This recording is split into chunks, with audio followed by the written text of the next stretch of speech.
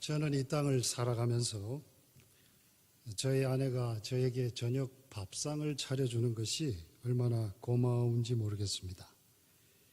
이제 내년 2월이면 결혼 30주년이 되는데, 결혼하고 나서 이민 가서 참 어려운 생활을 시작하면서 같이 일하고 당신도 피곤할 텐데도 하루도 빠지지 않고 밥상을 차려주는 것, 제가 크레딧을 안 줄 수가 없어요. 그런데 매일 올라오는 반찬은 똑같습니다. 그렇지만 매일 나를 위해서 밥상을 차려준다 하는 데 대해서 저는 굉장한 고마움을 가지고 있습니다. 29년째, 내년이면 30년이니까 이사도 군대에 들어오고 이러는 바람에 한 23번째 했어요. 용산에서 여기까지 내려오는 거 치면. 그렇게 많은 이사를 할 때도 한 번도 얼굴을 찌푸리지 않고 이삿짐을 싸는 아내가 고맙습니다. 저는 딸이 둘이 있습니다. 제가 대만 선교사 때 둘 다 나가지고 6년간 선교 일을 마치고 이제 미국으로 갔는데, 두 번 크로스컬처 하는 쇼킹에서도 참 건강하게 잘 자라줬어요. 큰 딸은 지금 선교사로, 작은 딸은 시애틀에서 직장인으로 열심히 살아가고 있습니다. 참 감사한 일입니다. 오늘 제가 이 교회 와서 보니까 참 감사하다. 우리 유 목사님 저를 사랑해 주셔서 감사하기도 하지만, 또 이 교회가 1959년도에 설립돼서 거의 60여 년 이렇게 영적인 전통과 밸류를 지켜오시고, 또 많은 성도님들이 교회를 통해서 은혜를 받고 축복을 받고 하늘나라로 가셨구나. 참 감사하다.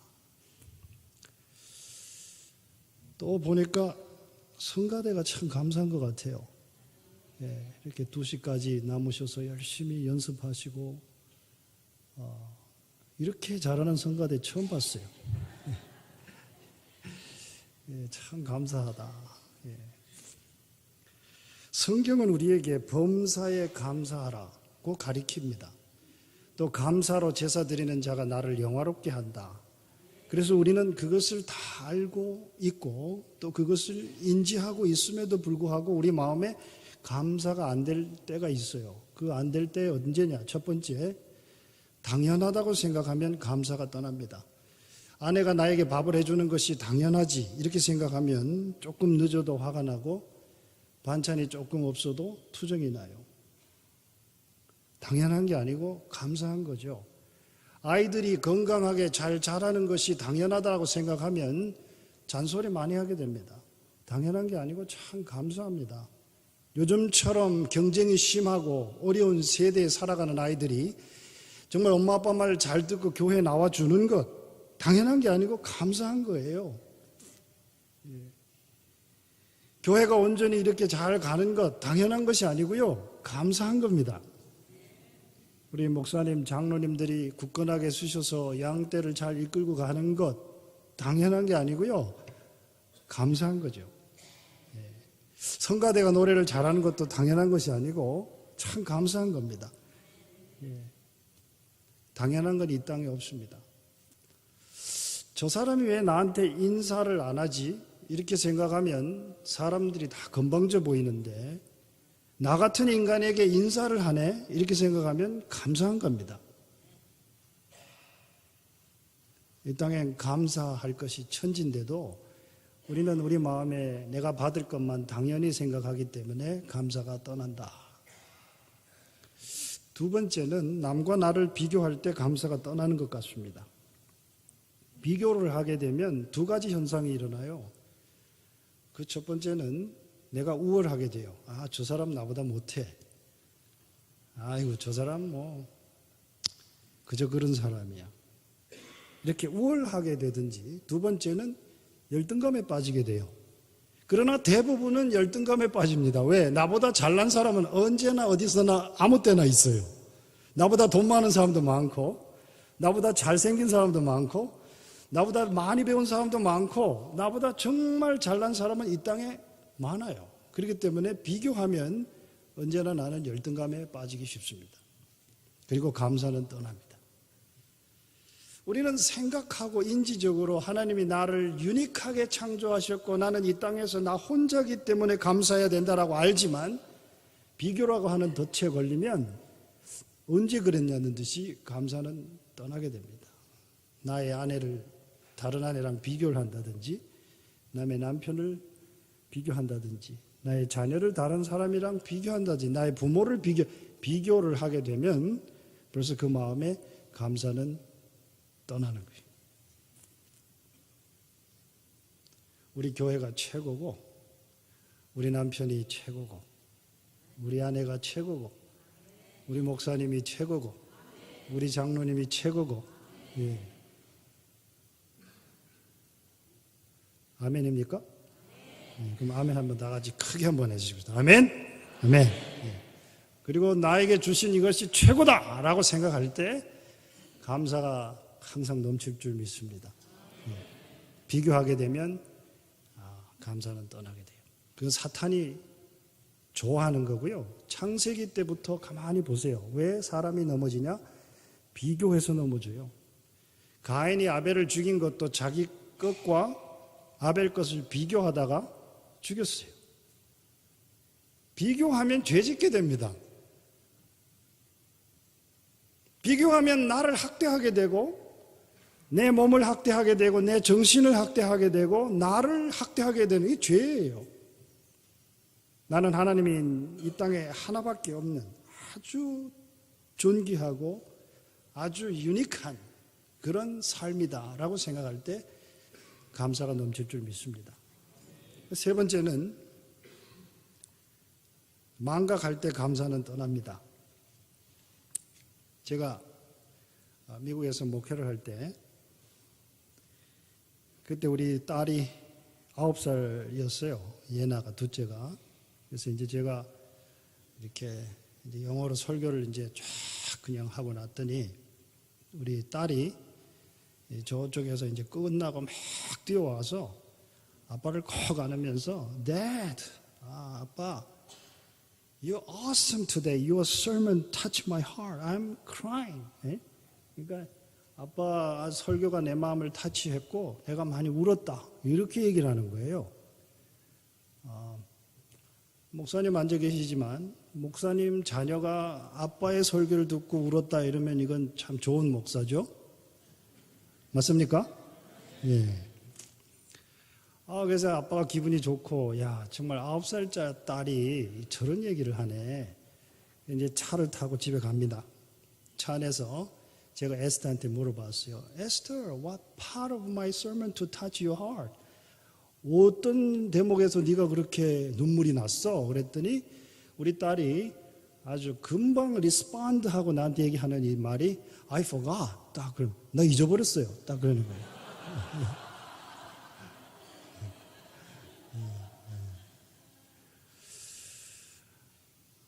막 우리가 웃으면서도 성령님께서 나를 탁 치시는데 That is what exactly you are. 그게 너야. Do you know how many opportunity I gave you? How many blessing I gave you? I anointed you every time, anytime, wherever you go. 네가 나한테 받은 복이 얼마인지 네가 알아? 내가 너를 얼마나 용서해주고 얼마나 사랑해주고 얼마나 덮어주고 얼마나 많은 기회를 주고 얼마나 많은 사람을 붙여줬는데 너는 요만큼의 섭섭한 걸 만나면 모든 걸 다 잊어버려.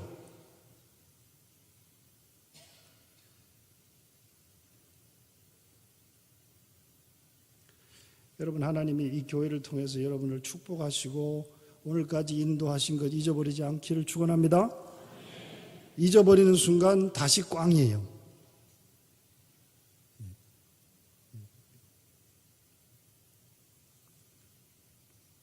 오늘은 제가 골짜기를 지날 때라는 제목을 잡아봤습니다. 성경에는 골짜기라는 얘기가 많이 나와요. 수도 없이 나와요. 시편 23편 사망의 음침한 골짜기, 시편 84편 눈물의 골짜기, 여호수아 7장 괴로움의 골짜기, 호세아 2장 아골 골짜기. 수도 없는 골짜기가 성경에 왜 나올까?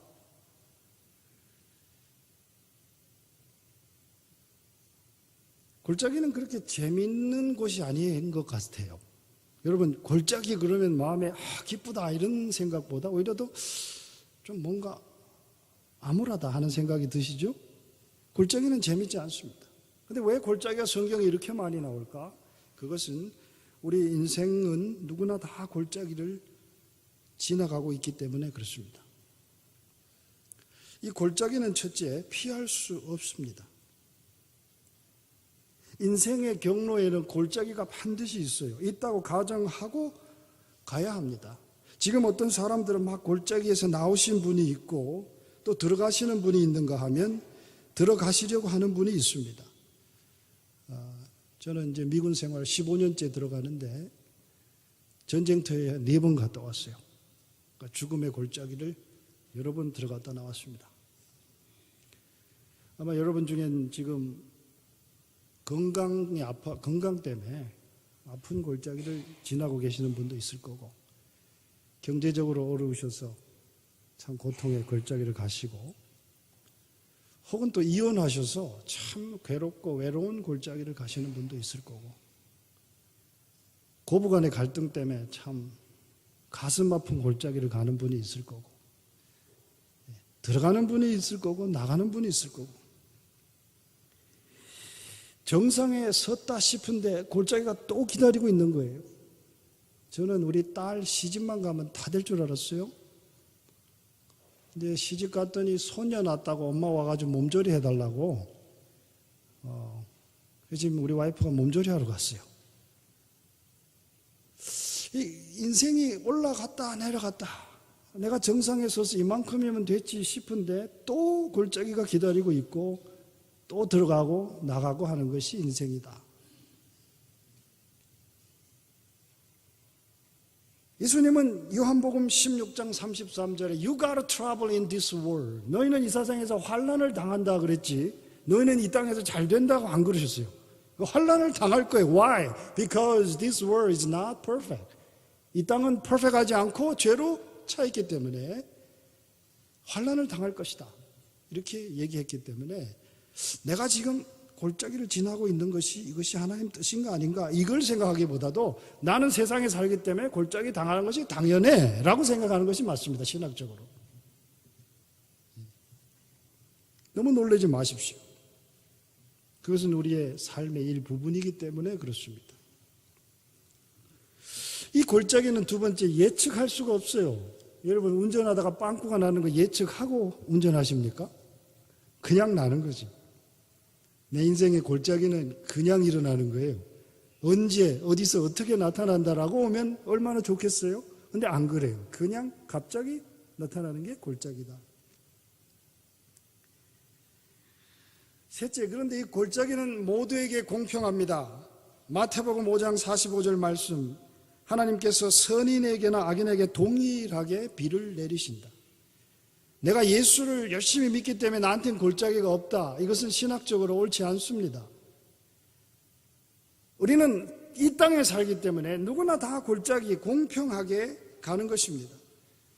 좋은 일이 예수 안 믿는 사람에게도 일어나고 나쁜 일이 예수 믿는 사람에게도 일어나는 것입니다. 왜? 우리는 이 땅에 살기 때문에. 그러면 어디에 우리가 희망이 있습니까?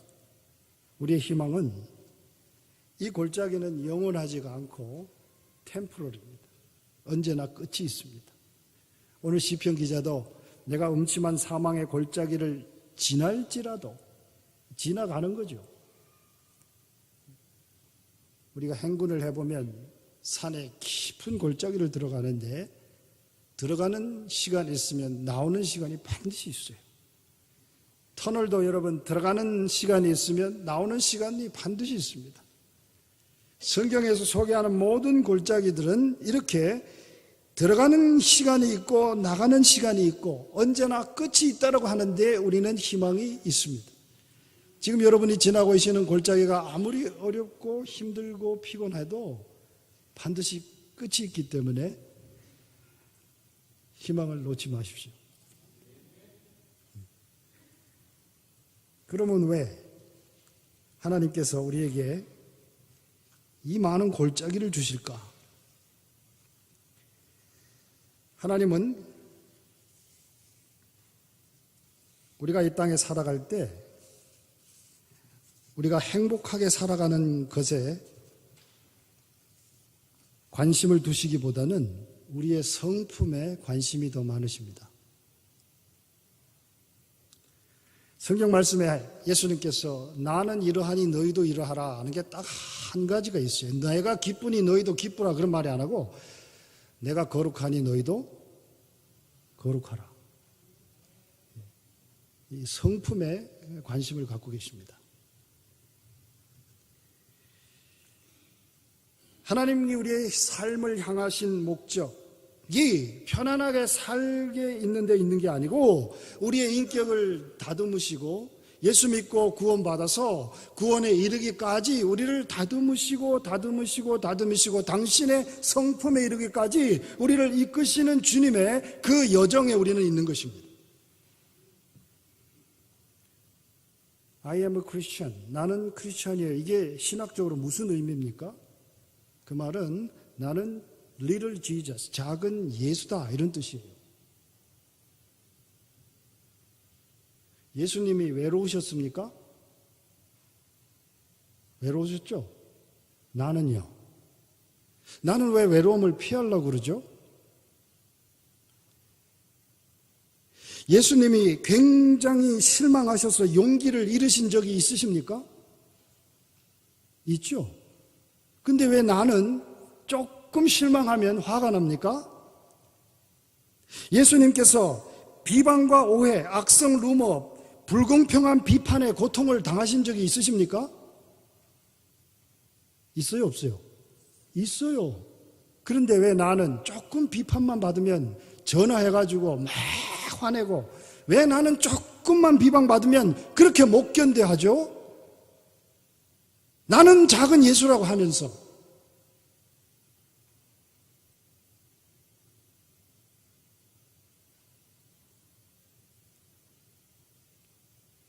성품은 골짜기를 지나갈 때 바뀝니다.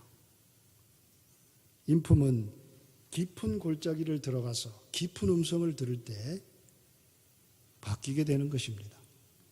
그러한 골짜기가 없다면 모든 게 잘 되고 모든 게 다 형통하고 모든 게 잘 된다면 이 땅에 신도 존재할 가치가 없습니다.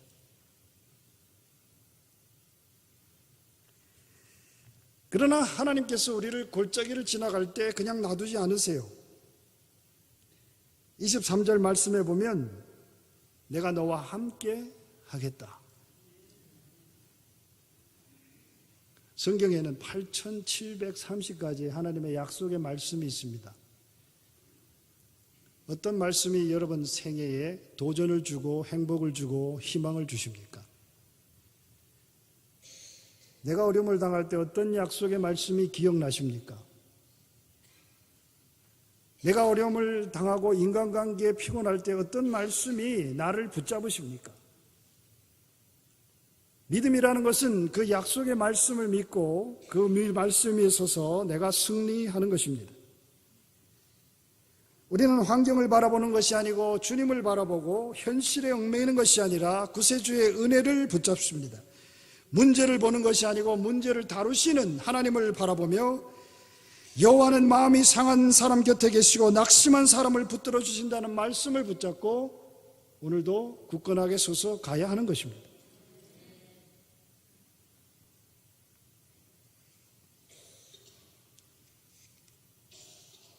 하나님은 우리를 깜깜한 골짜기로 혼자 가도록 내버려 두지 않습니다. 내가 물 가운데로 지날 때 너와 함께 할 것이라. 강을 건널 때 물이 너를 침몰하지 못할 것이며 내가 불 가운데 지날 때도 타지 않을 것이며 불꽃이 너를 사르지 못하리라. 많은 약속의 말씀이 나를 에워싸기 때문에 내가 어떤 경우에 가서도 승리하고 주님을 찬양할 수 있습니다. 마지막으로 우리는 골짜기에서 그림자를 보게 됩니다. 이 영어 설경에 보면 Even though I walk through the valley of the shadow of death, 여기 shadow라고 하는 말이 나오죠. 이 shadow는 원래 그림자인데 이 중국말로 음침이라고 번역이 되면서 우리 성경에는 그림자라는 말이 없어졌어요. 그러나 원문에는 그림자라고 하는 말이 있습니다. 그림자는 실물과 다르고 실물보다 크기 때문에 우리는 그림자를 보고 실망하고 그림자를 보고 겁을 먹고 그림자를 보고 뒤로 주저앉게 됩니다. 그러나 그림자는 실체가 아니기 때문에 우리를 해하지 못합니다. 그림자는 허실이고 허체이기 때문에 아무리 크다고 해도 나와 상관이 없고 나를 해치 못합니다. 더 나가서 그림자를 볼 수 있다고 하는 것은 그 반대편에 뭐가 있어요? 빛이 있는 거예요. 빛이 없으면 그림자도 나오지 않습니다. 예수님은 나는 세상의 빛이다 라고 말씀하셨습니다.